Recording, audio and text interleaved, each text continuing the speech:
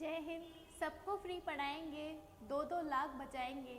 आज आपने भी ज्वाइन कर ली है देश की सबसे बड़ी निशुल्क कोचिंग, निशुल्क पुस्तक योजना एक पहल इंडिया। एक पहल इंडिया क्या है ये, आज हम इसमें विस्तार से चर्चा करेंगे। क्या है एक पहल इंडिया? तो इसके लिए हमारे साथ मौजूद हैं अधूरे सपनों की पूरी कहानी लिखने वाले एक पहल इंडिया के संस्थापक श्री देव अमित सिंह जी। तो हम अपने स्टूडियो में सर का बहुत बहुत स्वागत करते हैं। सर, आपका बहुत बहुत स्वागत है। Thank you ma'am. जय हिंद। जय हिंद सर। सर, आप हमें बताइए, जनता जानना चाहती है कि एक पहल इंडिया आपने जो स्थापित की है, इसके पीछे क्या विचार था, क्या प्रेरणा थी, जो आपने आज इतने बड़ी एक संस्था स्थापित की है कि आज हर व्यक्ति के जुबान पर एक पहल इंडिया का नाम है। चाहे वो हम बस में सफ़र करते हों, रेल में जाते हों या चौराहों पर बच्चे खड़े होते हैं, सबकी जुबान पर सिर्फ एक पहल इंडिया के नारे होते हैं। तो क्या है ये, क्या विचार था, क्या प्रेरणा थी, आप उसके बारे में बताइए।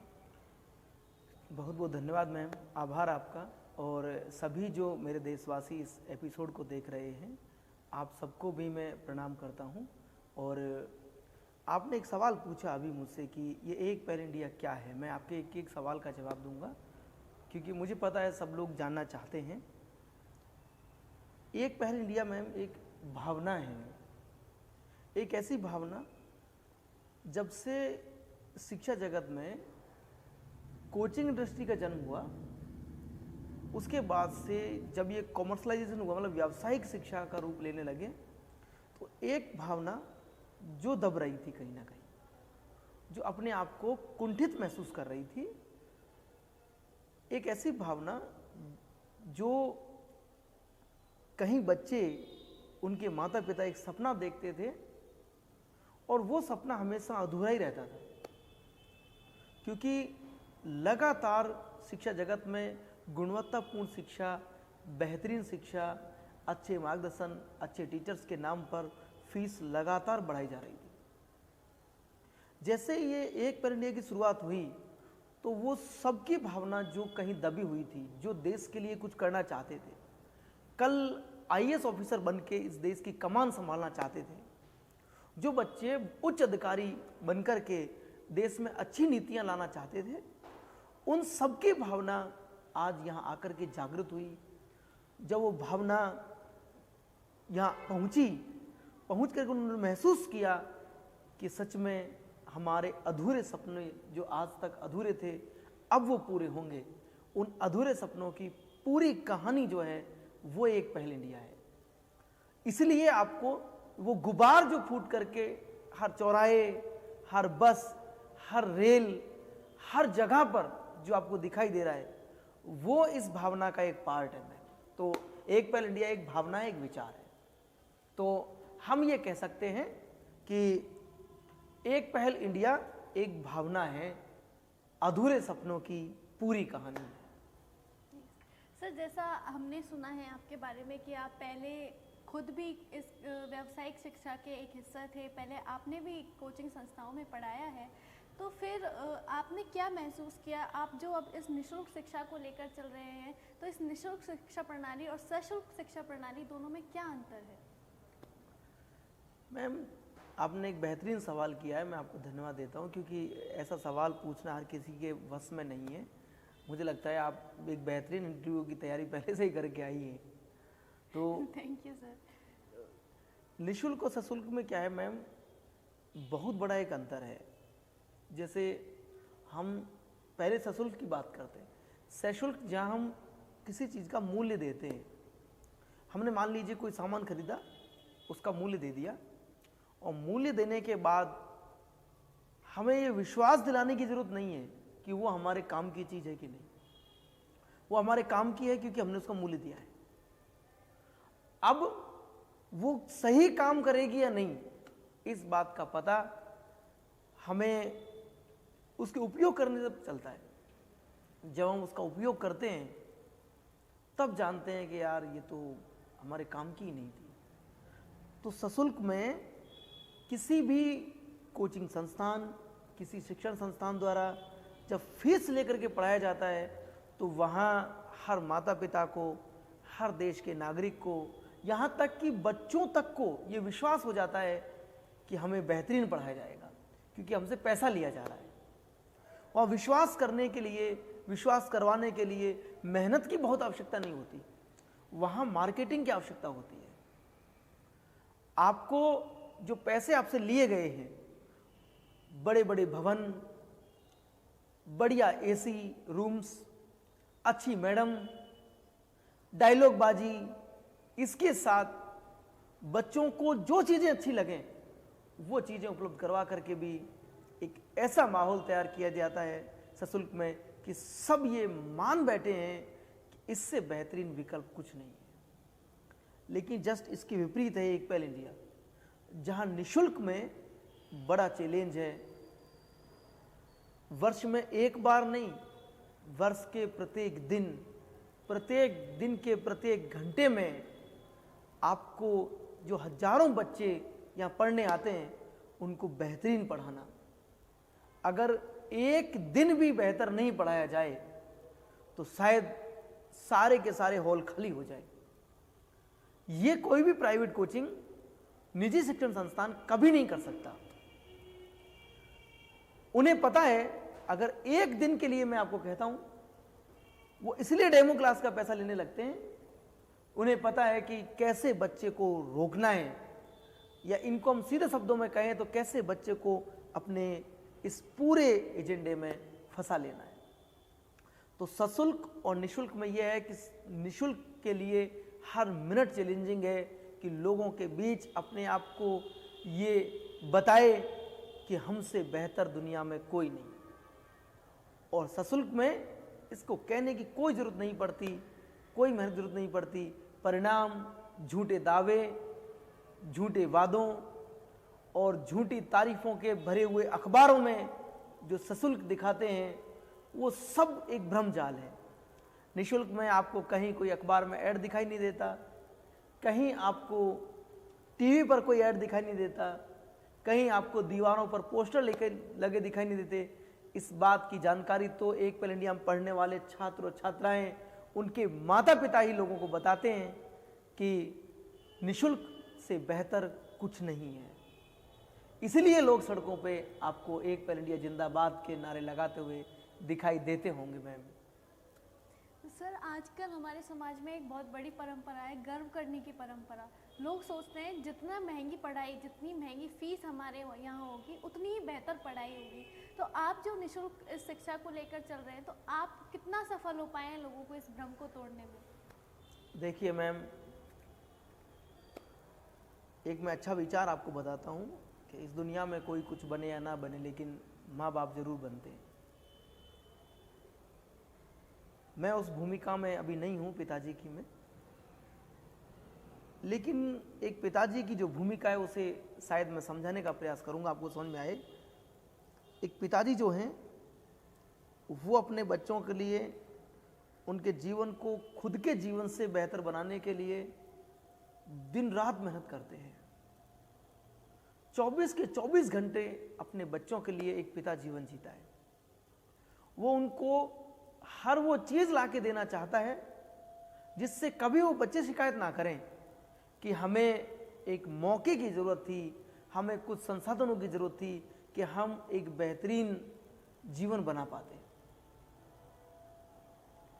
उसे ये लगता है पिताजी को कि मेरे जीवन की जमा पूंजी, मेरा जीवन पूरा उसमें खप जाए, लेकिन मेरे बच्चों को एक बेहतरीन शिक्षा मिल जाए, एक बेहतरीन व्यवस्था मिल जाए।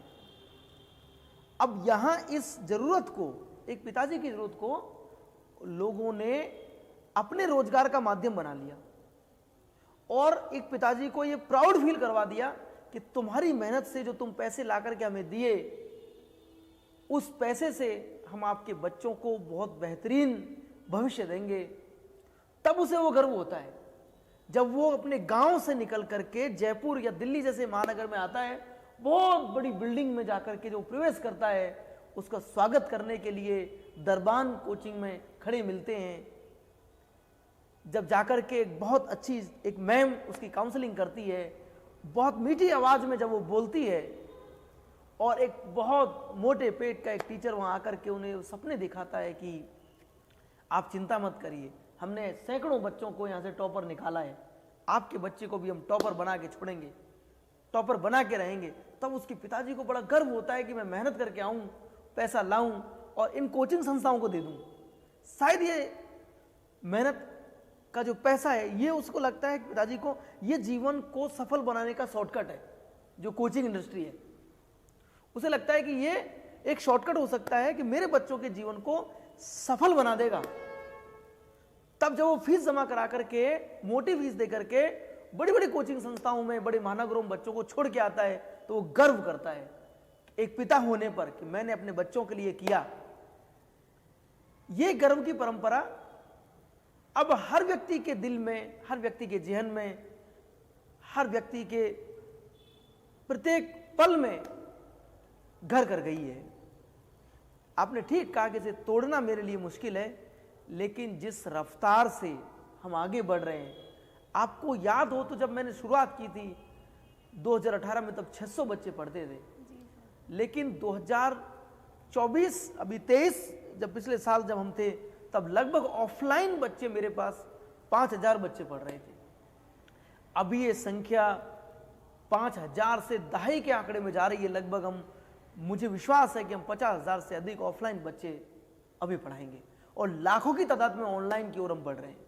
वो सारे लोग जो यहाँ पढ़ने आए, जब उनकी पेरेंट्स मीटिंग हमने ली मैम,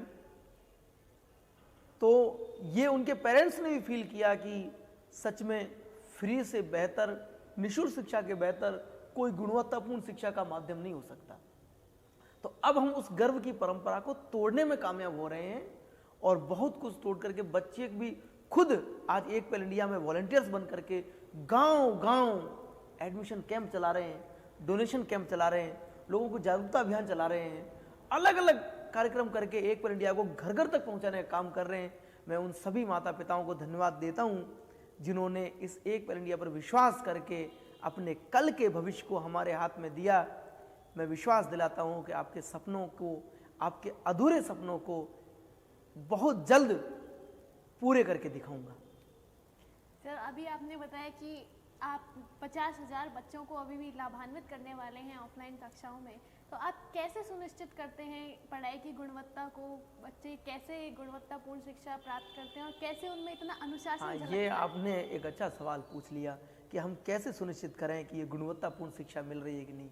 देखिए, आप सभी जो देशवासी इस प्रोग्राम को देख रहे हैं, आप निःशुल्क केवल ये आपके लिए है, आपके बच्चों के लिए है, आपका पैसा ना लगे इसलिए इसे निःशुल्क बनाया गया है। लेकिन मेरे लिए निःशुल्क नहीं है, मेरे लिए सशुल्क है। मुझे मैम जो ये लाइट स्टूडियो में लगी हुई है उसका बिल भरना है, मुझे जो ये कैमरा चला रहा है इसको सैलरी देनी है, मुझे ये किताबें जो रखी हैं बच्चों को उपलब्ध करवा देनी, उनको पैसे देने हैं, मुझे वो टीचर यहाँ पढ़ाते हैं, दिल्ली से फैकल्टी आती हैं, उन सबको भुगतान करना है। ऐसी कोई व्यवस्था नहीं जिसका पैसा नहीं लग रहा। तो ये आपके लिए निःशुल्क है, हमारे लिए सशुल्क है। रही बात गुणवत्ता की, तो आपको मैं, उदय भान जी एक शिक्षक हैं पॉलिटी के, वो हमारे यहाँ पढ़ा रहे हैं, चर्चित नाम है। आपने सुना होगा डॉक्टर SM आजाद, उन सर को, सुलेख वर्मा जी हैं उनका, बहुत सारे टीचर्स जो आप जिन प्राइवेट कोचिंगों में फीस दे करके बच्चों को पढ़वा रहे हैं, वो सारे शिक्षक आपके एक पहल इंडिया में पढ़ा रहे हैं। तो आपके सामने एक विकल्प है, आप क्यों वहां पैसा बर्बाद करें?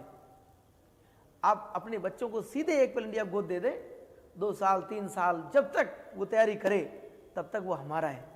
जिस दिन वो काबिल बन जाए उस दिन वो आपका है। वो सारे शिक्षक जो दिल्ली में, जयपुर में बहुत बेहतरीन कोचिंग संस्था जो अपना प्रचार कर रही है उसमें पढ़ा रहे हैं, उसके सारे शिक्षकों को हमने हायर किया है, उनको सैलरी दे रहे हैं, उनका मानदेय दे रहे हैं, और वो भी पूरी ईमानदारी निष्ठा के साथ आपके बच्चों को उसी लहजे में पढ़ा रहे हैं जैसे कॉमर्शियल कोचिंग संस्थाओं में वो पढ़ाते थे। तो गुणवत्ता में कोई कंप्रोमाइज नहीं है, कोई टाइम वेस्ट नहीं है। हाँ, कुछ बच्चे जो अनुशासनहीनता करते हैं उनको निकाल दिया जाता है, तो वो कभी कभार आपको इस डांट फटकार जो उनको पड़ी उसके द्वेष को निकालने के लिए जरूर कभी कह सकते हैं कि वो वहाँ ठीक नहीं है, क्योंकि वो एक पहल इंडिया के लायक ही नहीं थे बच्चे। कुछ बच्चों को हम निकाल देते हैं कि जो बच्चे पढ़ने में अनुशासनहीनता करते हैं, क्योंकि फीस ली नहीं जाती तो उनके ऊपर कोई दबाव भी नहीं होता, बस और नहीं तो गुणवत्ता में कोई समझौता नहीं करता हूँ। नो डाउट सर, क्वालिटी तो बहुत है, लेकिन आप ये बताइए बच्चे अगर इसके लिए लाभान्वित हो तो आपके यहाँ आवेदन प्रक्रिया क्या है, बच्चे कैसे लाभ ले सकते हैं? इसमें मैम जैसे मोबाइल चलाने के लिए कभी पढ़ा लिखा होना जरूरी नहीं है, अनपढ़ से अनपढ़ आदमी मोबाइल चला लेता है। और आज मोबाइल ने इतना अपना स्थान ऊंचा कर लिया है, इतना हर व्यक्ति की जीवन में अपनी जगह बना ली है कि छोटे छोटे बच्चों के हाथ में मोबाइल देखा होगा आपने, छोटे छोटे बच्चों के हाथ में मोबाइल होता है। बिना मोबाइल आप घर जाओगे तो मोबाइल के बिना वो मतलब उनको लगता है कि भाई चाचा जी आ गए तो वो आपसे कम चिपकेंगे, आपके मोबाइल से पहले चिपकेंगे, उनको चाहिए मोबाइल मुझे दे दो। इस मोबाइल में एक एप्लीकेशन है, एक तो आप प्ले स्टोर पे जाएंगे तो एक पहल इंडिया के नाम से एक एप्लीकेशन है इसमें, जिस पर ऑनलाइन क्लास ले सकते हैं, नंबर 1। और आवेदन के लिए एक हमने टेलीग्राम चैनल है, तो एक पहल इंडिया के नाम से ही जो टेलीग्राम है उस पर एक चैनल बनाया है, एक पहल इंडिया। एक पहल इंडिया को ज्वाइन करके रखो और उस पर आवेदन करने के लिए गूगल फॉर्म है, वहां से बिल्कुल फ्री में, कोई पैसा नहीं, आवेदन कर सकते हैं। हाँ पैसा लगता है नहीं पढ़ने का, यहाँ जो बच्चे पढ़ने आते हैं लेकिन वो बीच में बिना बताए छुट्टी कर लें, मतलब सूचना देनी होगी आपको, सूचना नहीं दोगे तो फिर आप पर चालान कट जाएगा। ये तो बहुत ही अच्छी व्यवस्था है सर, ये तो व्यावसायिक शिक्षा। और जैसे आई कार्ड है, आई कार्ड का बच्चा पेमेंट कर देते हैं, या तो मार्केट से बनवा ले या वो यहीं से ले ले, तो आई कार्ड में ये टी शर्ट बच्चों ने खुद बनवाई है, ये सशुल्क है, ताकि ये टी शर्ट मैंने भी बच्चों की पहन रखी है। ये बच्चों ने इतना आइडिया लगा लिया, जब अखबार ने साथ नहीं दिया, जब टीवी चैनलों ने साथ नहीं दिया, जब किसी ने साथ नहीं दिया कि इसका प्रचार प्रसार कैसे हो, तो बच्चों ने ये आइडिया लगाया कि हम सर टी शर्ट बनवा लें। तो ये लगभग जो भी मापदंड ये पैसे लगते हैं वो टी शर्ट बच्चे लेकर के पहन लेते हैं यहाँ से, और फिर इससे प्रचार करते हैं गांव गांव तक। इस पर लिखा हुआ है निःशुल्क पुस्तक, निःशुल्क कोचिंग, निःशुल्क पुस्तक योजना। तो ये जरूर सशुल्क है, क्योंकि इससे पहन करके साल 2 साल आप पढ़ेंगे तो प्रचार होगा इससे, और पैसे दिए हैं तो कम से कम इसको पहनते यूज़ करते हैं।